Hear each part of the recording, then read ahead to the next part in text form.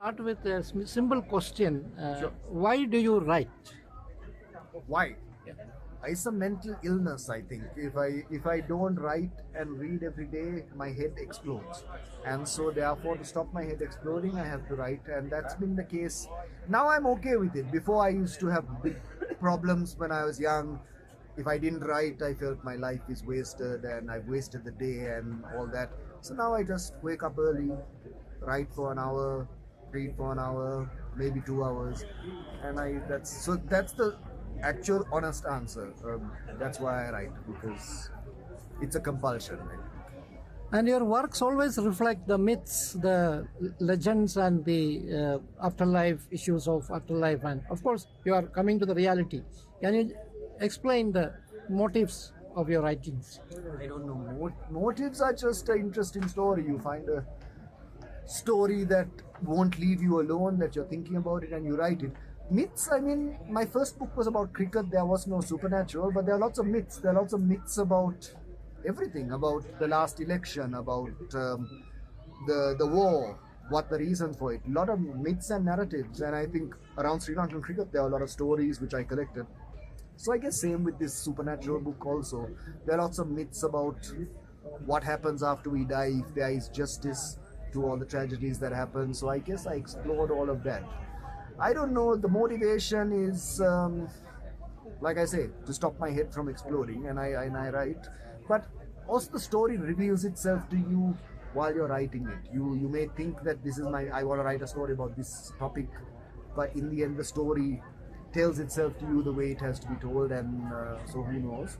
But yeah, I write every day. And Uh, how do you look at the transition from business administration, band, you're a musician, to actual writing literature?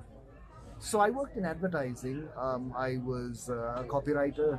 That's where I worked in, and I guess I had to be creative every day. So it was good training to be creative on behalf of other clients and all of that. And then what else did I do? Yeah, I played music. I did a bit of feature writing, but it's the same muscle you're using, it's the same tools you're using. I use a pencil and a paper, and your mind and your heart and your soul.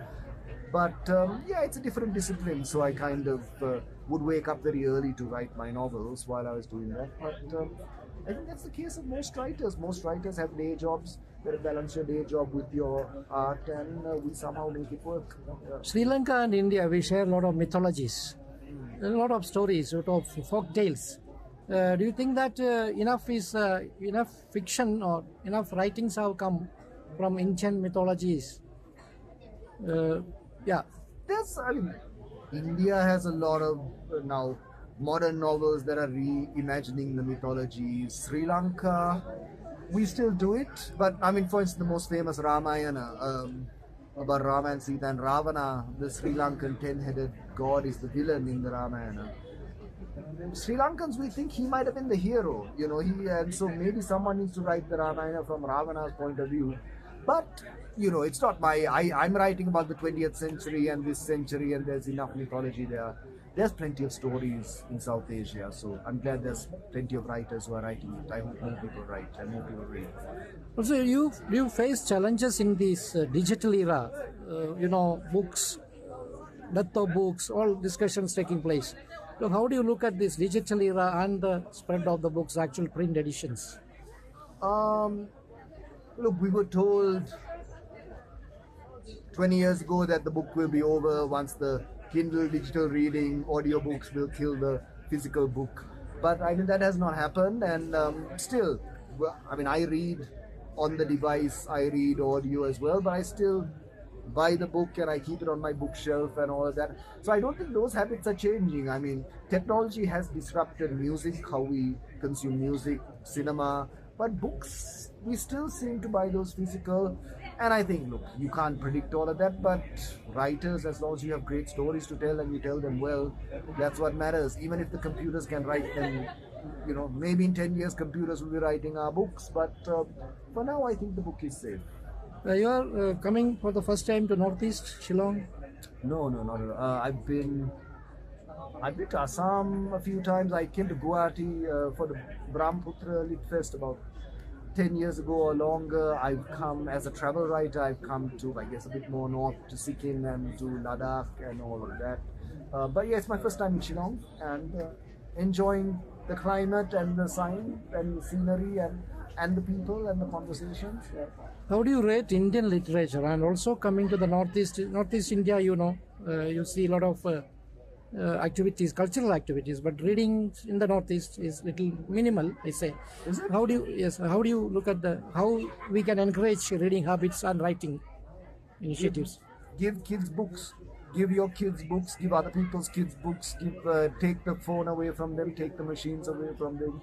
Take the screens away from them. Give them books. I think all these problems can be wiped out in a generation if we give more books to kids. And like, I've got 2 small children, and they play their games and all that, but we made them love books and enjoy reading, and I think that's the only way.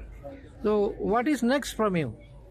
I'm writing some children's books. I'm writing a couple of novellas which are almost done, but I have a 3rd novel and a 4th novel which I've been thinking of many years, and I'm ready to start writing it. So yeah, I'm back to doing the job here. One last basic question. When you write, I mean, there are writers who are activists, and there are writers who, for the sake of writing the stories, in what category we can describe you? I'm certainly not an activist. I'm sympathetic. I've got political views. I'm sympathetic to certain causes, but yeah, I'm not a leader of people or a big speaker even. I have to talk at these lit fests. It's very unnatural.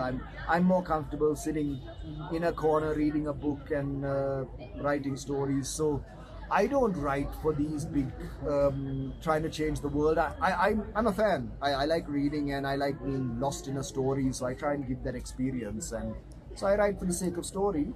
But activism and issues creep in there, but that's not the main objective. Yeah. Can you tell us your favorite writers, Indian or world, globally? I mean, there's quite a big list, but I suppose the writer that I empathize most with, and I keep returning to, is Kurt Vonnegut. Kurt Vonnegut, he's written, there's about 9 or 10 novels that he's had, but within those it kind of encapsulates most of human experience, and I like the way he uses humor even when talking about depressing subjects, and so yeah, he's the one, the goat for me. Another basic question is, can a writer live by writing? Can a writer live? Can I live by writing professionally? Yeah, you want to make money, so look, most writers have day jobs. They either teach, or I worked in advertising, they work in, some writers work in other jobs, nothing to do with writing, work as scientists, work in banks, but we all have day jobs, and you have to balance that. You can't, because look, reality is 1%, 10% of writers will make enough to feed their children and look after themselves. Most of us, we have to work day jobs, but I think you write because you need to write. You have to write. You have something to say. So yes, a writer can live. Maybe you have to balance other things. And best advice, I think, is marry someone rich. Yeah, marry someone rich. Then you can be a writer and write whatever you want. Yeah. So how do you finally look at the Shillong Literary Festival? I've enjoyed my time here. I mean, I've only been here a couple of days, but great crowds, great atmosphere, some superb talks, and some great writers. And yeah, I've enjoyed it, and I'm looking forward to the next couple of days. Thank you so much, and all